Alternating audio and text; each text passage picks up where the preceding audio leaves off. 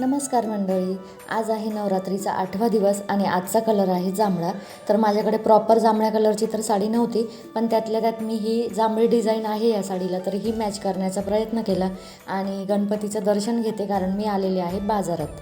कशासाठी ते हॅलो, नमस्कार. श्री स्वामी समर्थ मैत्रिणींनो, मी आहे प्रणिता आणि स्वागत आहे तुमचं आपल्या मराठी ब्लॉग चॅनलमध्ये, ज्याचं नाव आहे प्रणिताज ब्लॉग, नातं आपुलकीचं. तर सगळ्यात अगोदर सगळ्या माझ्या मैत्रिणींना गुड इव्हनिंग. कारण की मी आता संध्याकाळचे व्हिडिओ चालू केला आहे, बराच उशीर झालेला आहे आज. आणि आज आहे अष्टमी, म्हणजे नवरात्रीतला 8वा दिवस. तर अष्टमीचं एक वेगळंच महत्त्व आहे. सगळ्यांना माहिती असेल बऱ्यापैकी की आज कन्यापूजन करतात. तर कन्यापूजनासाठी मी पण खरेदी करण्यासाठी आली आहे आणि अजून एक वस्तू घ्यायची मला. त्याच्यासाठी मी इथे मयूर अलंकार म्हणून एक शॉप आहे.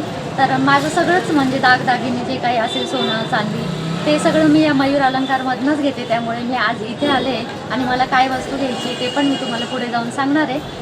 पण कन्यापूजनाचं पण मला साहित्य घ्यायचं आहे, तर मी हे सगळं तुमच्याबरोबर शेअर करणार आहे. पण त्यासाठी व्हिडिओ स्किप न करता पुढे नक्की बघत राहा. तर चला आता मयूर अलंकारमध्ये आले, तिथे काय खरेदी करते ते मी तुम्हाला दाखवते. तर आमच्या इथे नाशिकला सराफ बाजार म्हणून ही बाजारपेठ खूप प्रसिद्ध आहे. इथे सगळे सोनाराचेच दुकानं असतात आणि इथेच मयूर अलंकार म्हणून जे दुकान आहे ना, तर त्या मयूर अलंकारमध्ये मी आले आहे आणि मयूर अलंकारामध्येच माझे सगळे दागिने किंवा आपल्या देवाच्या मूर्त्या वगैरे, चांदीची भांडी देवाची, हे सगळं जे आहे ना माझं, ते मी इथनंच घेते. जे तुम्हाला देवाऱ्यात पण तुम्ही माझ्या बघितलं असेल बऱ्याचदा. आणि जी काही गणपतीची खरेदी वगैरे जी असते ना चांदीची, ती पण मी इथनंच करते. म्हणजे सगळेच सोन्या चांदीचे दागदागिने मी यांच्याकडनंच घेते, कारण विश्वास फार महत्त्वाचा असतो शेवटी. इथला हा स्टाफ आणि नेहमी इथे खरेदी करते, खूप छान कोऑपरेट करतात. त्याच्यामुळे मी नेहमी इथेच येते खरेदीला. कारण आपण जेव्हा पैसे देतो तेव्हा आपल्याला वस्तू पण तेवढीच मस्त आणि छान पाहिजे असते. कारण ही इन्व्हेस्टमेंट म्हणजे खूप लाख मोलाची इन्व्हेस्टमेंट असते आणि त्याच्यात त्यांचं सहकार्य जे असतं ना, ते खूप मोलाचं असतं. आणि नेहमीच मी जेव्हा येते ना, तेव्हा मॅडमचं सहकार्य म्हणजे सगळं स्टाफ इथला खूप सुंदर सहकार्य करतो. त्याच्यामुळे मी आवर्जून इथेच येते. ज्या ताई नाशिकला राहतात त्यांनी आवर्जून भेट द्या. मयूर अलंकार नाव आहे त्यांची. एक शाखा सराफ बाजारात आहे आणि एक शाखा गंगापूर रोडला आहे. तर दोन्ही दुकानांमध्ये खूप सारी व्हरायटी असते. त्याच्यामुळे आपल्याला जी हवी ती वस्तू घेता येते. पण आता मी काय घेणार आहे याची तुम्हाला क्युरिओसिटी लागली असेल, तर त्याच्यासाठी आपल्याला वरती जावं लागेल. कारण चांदीचं सेक्शन वरती आहे आणि सोन्याचं सेक्शन खाली आहे. तर इथे खूप सारी व्हरायटी तुम्हाला दिसूच शकते. तर चला आता मी काय खरेदी करते ते पण तुम्हाला दाखवते.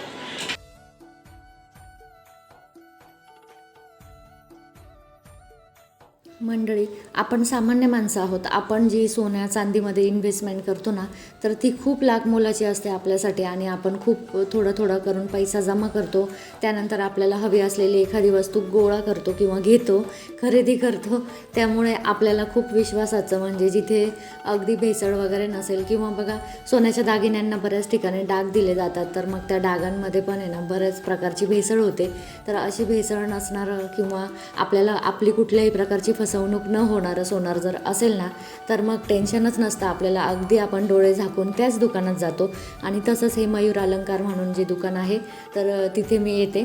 माझे अगदी पूर्वीपासून सोन्याचे दागिने असो किंवा चांदीच्या देवाच्या मूर्त्या असो किंवा गणपती बाप्पांचे, तुम्ही बघितलं असेल गणपती बाप्पांचे मोदक, जास्वंदीचा हार, दुर्वा वगैरे सगळं माझं इथलंच आहे. आणि देवांसाठीची जी भांडी आहे ना माझी, ती पण सगळी मी याच शॉपमधनं घेते. तर सोन्याची असो किंवा चांदीची वस्तू असो, इथे मला माहिती आहे माझी फसवणूक होणार नाही. त्याच्यामुळे मी अगदी डोळे झाकून इथेच येते. आणि त्याचप्रमाणे आज पण मला घ्यायच्या होत्या देवीसाठी लवंगा. आता तुम्ही म्हणाल की लवंगा का घ्यायच्या आहेत, तर देवी मातेला आपल्या लवंगा खूप प्रिय असतात. आणि त्याच्यामुळे ना माझी खूप कधीची इच्छा होती की गणपती बाप्पांसाठी पण आपण घेतच असतो काही ना काही. तर नवरात्रीत मला देवीसाठी लवंगा घ्यायच्या होत्या आणि फायनली आज मुहूर्त लागला आहे. खूप कधीचं चाललं होतं माझं की या नवरात्रीत घेऊ, पुढच्या नवरात्रीत घेऊ. आणि फायनली मी आज ठरवलं होतं की आज जर आपण बाजारात गेलो ना, तर सगळ्यात अगोदर सोनाराच्या दुकानात जायचं, देवीच्या लवंगा घ्यायच्या आणि त्यानंतर मग पुढची शॉपिंग करायची. तर त्यामुळे मी असं माझ्याकडे थोड्याफार प्रमाणात पैसे होते, त्याच्यात मी 2 लवंगा बसल्या, त्या 2 लवंगा घेतल्या. आणि आपण सामान्य माणसं आहोत, आपण एकदम मोठी स्वप्न तर पाहू शकत नाही. तर असो, माझ्या याच्याप्रमाणे मी 2 लवंगा घेतल्या आणि त्यानंतर आता बाहेर निघाल्यानंतर आमच्या इथे सराफ बाजारात असा खूप फुलांचा बाजार बसलेला असतो, बघू शकता तुम्ही. तर तिथे किलोवर, वजनावर पण फुलं मिळतात आणि अशी वाटे पण मिळतात फुलांचे. तर मी त्याच्यातलाच एक वाटा घेते, कारण कसं जास्त प्रमाणात फुलं घेतले ना तर ते खराब पण होऊन जातात. त्याच्यामुळे ना थोड्याफार प्रमाणात घेतले तर बरं असतं वापरून, आणि परत दुसरे फ्रेश फुलं नेता येतात देवासाठी म्हणून. आणि फुलं वगैरे घेऊन झाल्यानंतर मी आले आहे तिथेच जवळपास असलेल्या अनुराधा इमिटेशन ज्वेलरी या शॉपमध्ये. आणि तिथे खूप सारी व्हरायटी जी होती ती ज्वेलरीची, म्हणजे कॉस्मेटिक वगैरे सगळं जे आहे ना ते या दुकानात मिळतं. अगदी 3 मजली दालन आहे बरं का. आणि त्यानंतर ना अगदी लहान मुलींपासून तर मोठ्या मुलींपर्यंत कॉस्मेटिकचं जे पण साहित्य हवं असेल ते सगळं मिळतं इथे. तर मला घ्यायचं होतं इथे कन्यापूजनासाठीचं साहित्य, म्हणजे कन्यापूजन करायचं आहे तर मग त्यासाठी मुलींना काय घ्यावं हे समजत नव्हतं. तर मी खूप प्रकारचं तिथे बऱ्याच गोष्टी पाहिल्या. त्यानंतर मी फायनली हेअर बँडवर आले. तर मग मला हे हेअर बँड पण भरपूर आवडले होते. तर मग आता मी हे हेअर बँड चॉईस केले आणि त्यानंतर तेच घेते आता. तर कन्यापूजन जे आहे ना ते खूप महत्त्वाचं असतं, त्याच्यामुळे मला थोडा उशीर झाला होता, पण म्हटलं कन्यापूजनाचा दिवस महत्त्वाचा आहे आणि काहीही झालं ना तरी पण उशीर झाला तरी चालेल, पण आपल्याला वस्तू घेऊनच यायच्या. तर इथे बघू शकता तुम्ही इतक्या प्रकारचे हेअर बँड होते. आणि मी बाकीच्या पण वस्तू बघितल्या होत्या, पण मला त्याच्यापेक्षा हे हेअर बँड जरा व्यवस्थित वाटले, कारण लहान मुलींचे केस छोटे छोटे असतात त्याच्यामुळे त्यांना यूज करतात रोज. आणि जर लहान मुलींची खूप सारी व्हरायटी असते आणि लहान मुलींना काही घ्यायचं म्हटलं ना तर लवकर चॉईसच होत नाही, कारण खूप साऱ्या वस्तू असतात लहान मुलींसाठी. त्यातल्या त्यात मी आता हे जे हेअर बँड आहे ना हे चॉईस केले. त्या हेअर बँडमध्ये पण भरपूर अशी व्हरायटी आहे, त्याच्यामुळे काय चॉईस करावं ते लक्षात येत नव्हतं. पण मुलींना हे क्यूट वाटेल म्हणून म्हटलं चला हेच घेऊ आता. तर तुम्हाला कसे वाटले मला कमेंट सेक्शनमध्ये नक्की सांगा. आणि आता बघितलंच असेल तुम्ही भरपूर सारी व्हरायटी मिळते. आता उशीर पण भरपूर झालेला आहे, त्याच्यामुळे पटकन चॉईस केलं आणि पटकन निघतो आता. तर चला आता मी बिल पे करते आणि भेटते तुम्हाला परत. मागच्या वर्षी ना मी 2-3 प्रकारच्या वस्तू घेतल्या होत्या कुमारिकांना देण्यासाठी, पण यावेळेस मात्र फक्त एकच प्रकारचं हेअर बँड घेतलं. आणि त्यानंतर म्हटलं की हा हेअर बँड आपण देऊ, कारण की छोट्या छोट्या मुली असतात ना तर मग त्या खूप भांडण करतात नंतर. तिकडनं आम्हाला जायचं होतं आता साक्षीन त्यांना बेल्ट घेण्यासाठी, पण गावात इतकी गर्दी आहे त्याच्यामुळे आम्ही आता शॉर्टकट रस्त्याने आलेलो आहे का.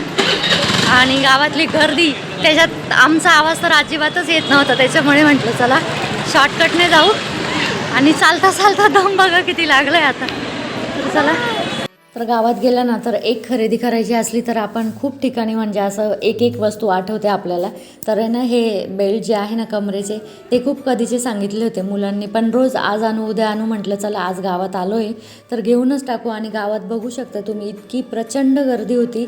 आणि सण वगैरे असला ना तर आमच्या इथे ही बाजारपेठ गच्च अशी भरलेली असते, अगदी फुल गर्दी असते तिथे कायमच. तर आता या गर्दीतून पटकन वाट काढून घरी पळावं लागेल, कारण ना एक वस्तू दिसते ना एक वस्तू मी खरेदीच करते, पण त्यामुळे काय होईल ना की घरी जायला लेट होईल, म्हणून म्हटलं पटकन निघू. तर इथे बघू शकता तुम्ही बेल्ट घेतले आणि त्याच्यानंतर मला इथे ते जे नवीन निघालेत बटरफ्लायचे क्लिप्स तर ते दिसले मला, म्हटलं चला ते पण घेऊन टाकू आपण लगेच. आणि त्यानंतर आता ते खरेदी केले. आता कन्यांसाठी म्हणजे कुमारिकांसाठी काहीतरी स्वीट्स वगैरे घेण्याची इच्छा होती, तर म्हटलं आता त्यांना कसं खीर वगैरे काही देऊ शकतो आपण, पण सगळ्या मुलींना दूध खीर असं पित नाही, त्याच्यामुळे मग वेगळं काहीतरी घेऊ म्हटलं. आणि इथे माझे बटाटे संपलेले होते तर मग जाता जाता बटचं पण दुकान दिसलं, बटाटे पण घेतले.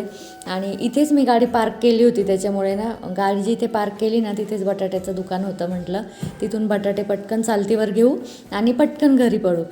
तर आता बटाटे वगैरे सगळी खरेदी झाली, पण स्वीट्स आपलं बाकी आहे अजून. तर आता मी घराच्या रस्त्याला लागले आणि घराकडे जातानाच एक स्वीट्सचं दुकान आहे, तिथनंच मी काहीतरी घेईल आता. तर कुमारिका ज्या आहेत ना त्या समोर म्हणजे सोसायटीमध्ये बरेच घरं आहेत, त्याच्यामुळे ना त्याच्याकडे जाऊन माझ्या घरापर्यंत येऊपर्यंत मी कोणत्याही परिस्थितीत घरी पोहोचली पाहिजे, त्याच्यामुळे चालली होती माझी ही सगळी लगबग. आणि इथे बघू शकता तुम्ही आमच्या घराच्याच रस्त्यावर एक स्वीट्सचं दुकान आहे, तर मग तिथेच थांबवली गाडी आणि म्हटलं चला काहीतरी घेऊ आपण आता. आणि मुलींचं कसं असतं ना, कोणाला दूध आवडत नाही आणि कोणाला खीर वगैरे असे म्हणजे दुधाचे पदार्थ पण आवडत नाही शक्यतो, पण स्वीट्स म्हटलं ना तर लहान मुलांच्या खूप आवडीचा पदार्थ असतो, त्याच्यामुळे म्हटलं त्यांना काहीतरी स्वीट्स घेऊ. कारण कन्या ज्या येतात आपल्या घरामध्ये तर त्यांना काहीतरी खाण्यासाठी नक्की दिलं पाहिजे. तर स्वीट्स वगैरे घेतलं आणि त्याच्यानंतर मी घरी आले. तर माझ्यासमोर तुम्ही बघितलं असेल मागच्या व्हिडिओत नितिशा, तर त्या नितिशाच्या घरात इकडे बघा कसं धिंगाणा चालू आहे. त्या कुमारिकांचा सगळ्या जमा झाल्या होत्या आणि मोठ्याने गाणे लावून सगळ्या नाचत होते त्या गाण्यांवर. तर मी जिना चढले आणि मला त्यांचा आवाज आला म्हणून मी डोकावले. तर बघू शकता तुम्ही. सगळा बाजार वगैरे करून झाला आणि त्याच्यानंतर आत्ता जस्ट घरी पोहोचलो. तर आता कुमारिका समोरच्या घरात आलेल्या आहेत.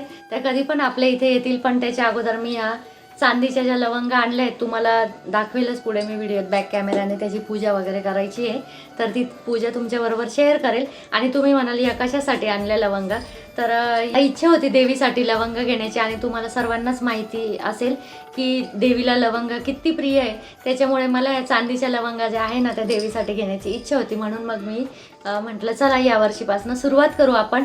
तर आता 2 लवंगा घेतल्या आहेत आणि बघू आता पुढे देवीची इच्छा. पुढे जर वाढवता आल्या तर वाढवू आपण, किंवा 2 तर घेतल्या आहे सध्या. तर आता या लवंगांची मी पूजा करते मस्त आणि देवीला अर्पण करते आणि त्यानंतर देवीची आरती वगैरे करते. कारण कुमारिका समोर आलेल्या आहेत त्याच्यामुळे त्या कधी पण इकडे येतील. मग कुमारिका पूजन लगेच ते पण करून घेऊ. कसं मी कन्यापूजन करते ते पण तुमच्याबरोबर मी शेअर करेल. तर आता कुठलाही आपल्याला देवाला जो दागिना म्हणा किंवा कुठलीही देवासाठीची वस्तू जी आणली असेल ना, तर ती देवाला अर्पण करण्यापूर्वी ती अगोदर शुद्ध करून घ्यावी लागते. तर इथे तुम्हाला मी जवळून दाखवते व्यवस्थित कशा प्रकारच्या या लवंगा आणलेल्या आहेत मी. आणि चांदीच्याच पाहिजे असं काही नाही. आपल्या साध्या ज्या लवंगा असतात ना मसाल्याच्या पदार्थांमधल्या, त्या लवंगांची माळ करून किंवा त्या लवंगा जरी तुम्ही देवीला अर्पण केल्या ना तरी चालेल. पण देवीला लवंगा खूप प्रिय आहे, पण माझी इच्छा होती म्हणून मी चांदीच्या केल्या. तर इथे आता माझ्याकडे गंगाजल आहे. मी गंगाजलानेच त्या लवंगा ज्या आहे ना त्या शुद्ध करून घेणार आहे. तर इथे बघू शकता तुम्ही, मी एका वाटीमध्ये, छोटीशी वाटी आहे, त्या वाटीमध्ये थोडंसं गंगाजल टाकलं आणि त्याच्याने आता त्या शुद्ध करून घेते. त्या शुद्ध झाल्यानंतर त्याचे पूजा करून घेईल हळद कुंकू वगैरे लावून. आणि जो घट आपण बसवलेला आहे ना, तर खूप जणी त्या घटाला पण ना लवंगांची माळ घालतात. तर ते सुद्धा चांगलं असतं बरं का. ती लवंगांची माळ पण तुम्ही घालू शकतात घटाला. आणि त्यानंतर आता बघा लवंगांचे मी हळद कुंकू अक्षदा अर्पण करून आणि फूल अर्पण करून पूजा करून घेतली. आता मी त्या देवीला अर्पण करते. तर माझ्याकडे आता देवीचा टाक, कुलदेवीचा टाक आहे, त्याला पण तुम्ही अर्पण करू शकता. किंवा लक्ष्मीची मूर्ती असेल तुमच्याकडे तर ती पण, त्याला पण अर्पण करू शकता. शेवटी कुठलीही देवी असो, ही आदिशक्तीचं स्वरूप आहे, त्याच्यामुळे कुठल्याही देवीला अर्पण केल्या ना तरी पण काहीच हरकत नाही. आपल्या मनातली इच्छा सांगायची आणि देवीला त्या अर्पण करायच्या. आणि त्यानंतर असं जे काही तुम्हाला येत असेल, म्हणजे लक्ष्मी अष्टक असो किंवा लक्ष्मीचा एखादा मंत्र असो किंवा देवीचा ओम ऐं ह्रीं क्लीं असा 99 मंत्र असो, तो जरी म्हटला ना तरी पण चालेल. कुठल्याही मंत्राने जी वस्तू असते ना ती सिद्ध होते, त्याच्यामुळे तो मंत्र म्हणायचा. तर मला इथे लक्ष्मी अष्टक येतं त्याच्यामुळे मी लक्ष्मी अष्टक म्हटलं आणि त्यानंतर देवीला या लवंगा ज्या आहेत त्या अर्पण केल्या.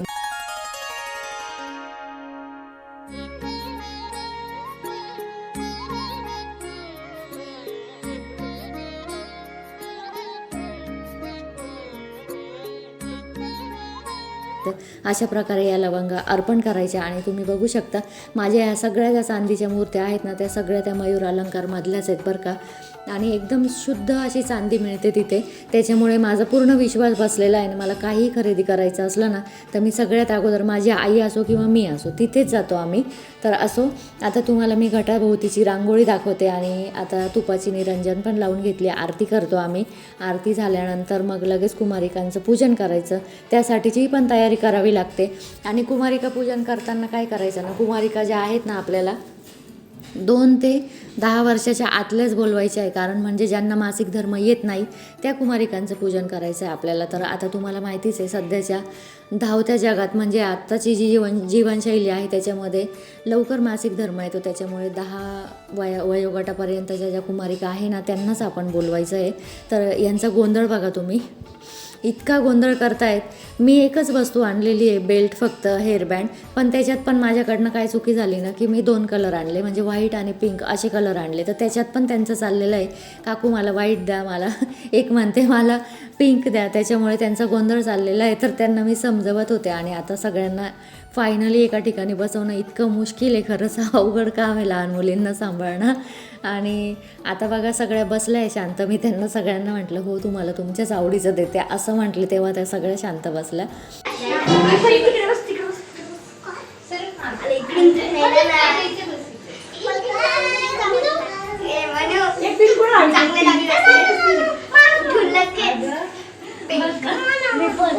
इथे साक्षी त्यांना सगळ्यांना सांभाळते. तर त्यांनी समोर पण ना नितिशाला असंच गोंधळवलं होतं. तर ती पण तेच सांगायला आली होती की इतका गोंधळ केला या मुलींनी. पण असो, आता आज त्यांना देवीचं रूप मानलेलं आहे आणि छोट्या छोट्या आहे त्याच्यामुळे ना त्यांना ते आवड निवड या गोष्टी नाही का त्यांना खूप वाटतं ते. तर त्याच्यामुळे मी आता हे कुमारिका पूजन करून घेते. तर कुमारिका पूजन करताना कसं करायचं ते पण मी तुम्हाला सांगते. आपल्या ज्या कन्या आलेल्या आहेत ना, तुम्ही त्या 9 बोलवा, 7 बोलवा, 2 बोलवा, कुठल्याही म्हणजे ज्या वयोगटातील तुम्हाला भेटतील 2 ते 10 वयोगटातील त्या कुमारिका तुम्ही बोलवू शकतात. आणि त्यानंतर त्यांचे एका ताम्हणामध्ये पाय धुवायचे, म्हणजे पायाचे बोटं जे आहेत ना ते धुवायचे. त्यानंतर पायावर स्वस्तिक काढायचं, हळदी कुंकू अर्पण करून त्यांची पूजा करायची आणि त्यानंतर त्यांच्या कपाळाला पण हळदी कुंकू लावायचं. आज त्या देवी स्वरूप असतात त्याच्यामुळे देवीची तुम्हाला माहिती आहे 9 रूपं. त्यामुळे मला योगायोगाने 9 कुमारिका हव्या होत्या, पण मला 10 कुमारिका मिळाल्या. त्याच्यामुळे मी आता ह्या सगळ्या 10चं पण पूजन करून घेणार आहे. आणि त्यानंतर त्यांना हळदी कुंकू लावून आणि नमस्कार करायचा. त्यांना जी भेटवस्तू आणली असेल ती भेटवस्तू, अक्षदा, फुलं लावून त्या वस्तूची पण पूजा करायची आणि त्यानंतर फूल आणि ती वस्तू आपण त्यांना देणार आहोत. तर इथे बघू शकता तुम्ही, अजून पण त्यांचं तेच चाललेलं आहे. मला व्हाईट कलरचा बेल्ट हवा आहे, मला पिंक कलरचा बेल्ट हवा आहे. तर अशा पद्धतीने आता मी त्यांची मनं राखत माझं चाललं आहे कन्यापूजन. तर इतकं आणि बडबड चाललेली होती घरामध्ये. पूर्ण घर त्यांनी व्यापलं होतं त्यांच्या बडबडीने. खूप छान वाटतं. लहान मुलांची बडबड जर घरात असली ना तर खूप छान वाटतं. घर अगदी भरल्यासारखं वाटत होतं. आणि त्यांना जे काही स्वीट्स आणलं होतं ना ते पण देते मी. तर इथे असं सगळं मी ना एका ट्रेमध्ये ज्या वस्तू आणलेल्या होत्या त्या काढून घेतल्या आणि एका ट्रेमध्ये सगळे स्वीट्स वगैरे, फुलं आपली, असं हळदी कुंकू हे सगळं ठेवलं. आणि आता ह्या सगळ्यांचं मी व्यवस्थित असं पूजन करते. आणि साक्षीचं म्हणणं होतं की मी स्वस्तिक काढते. तर तिला म्हटलं ठीक आहे, मुलं पण आपल्याकडूनच शिकतात काही गोष्टी. तर मग मी त्यांची हळद कुंकू लावून पाय धुवून पूजा केली. आणि त्यानंतर साक्षी इथे पायावर स्वस्तिक काढते, तुम्ही बघू शकता.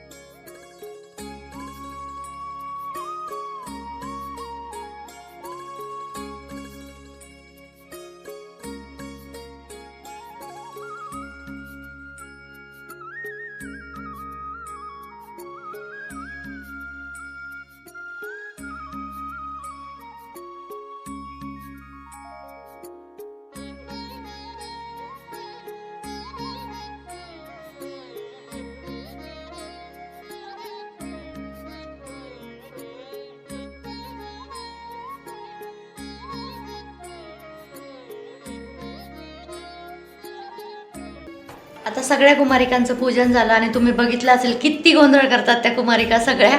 तर मी 2 कलरचे बेल्ट आणले होते ना, हेअर बँड जे आणले होते आपण, ते 2 कलरचे आणले होते. त्याच्यामुळे त्यांची चॉईस त्याच्यात चाललेली होती केव्हाची. आणि त्या व्हाईट कलरचं दे, एक म्हणतं पिंक कलरचं दे. तर असं त्याच्यात त्यांचा गोंधळ चाललेला होता. आणि आता फायनली हातात जे जे आले ना, ज्यांना तसे तसे दिले, त्यांना शेवटी म्हटलं तुम्ही तुमचे तिकडे शेअर करून घ्या, थोडंसं असं वाटाघाटी करून घ्या. कारण की एक पण ऐकत नव्हती, सगळ्यांना पिंकच बेल्ट पाहिजे होते. तर म्हणून मग मी माझ्या हातात जे आले ते तसे दिले. आणि आता त्या फायनली सगळ्यांचं पूजन वगैरे झालं व्यवस्थित. आणि हे खूप महत्त्वाचं असतं कन्यापूजन, कारण की कन्यापूजन म्हणजे नवरात्रीचा प्राण असतो. आणि ज्या कन्या आपल्या घरी येतात ना, त्यांचं प्रत्येक वयाच्या कन्येचं वेगवेगळं फळ असतं. त्याच्यामुळे कन्यापूजन हे खूप महत्त्वाचं असतं. तर ज्यांनी नसेल केलं त्यांनी नेक्स्ट इयर नक्की करा. तर चला आता आम्ही चहा वगैरे घेतो. मस्त गरमागरम चहा केला साक्षीने.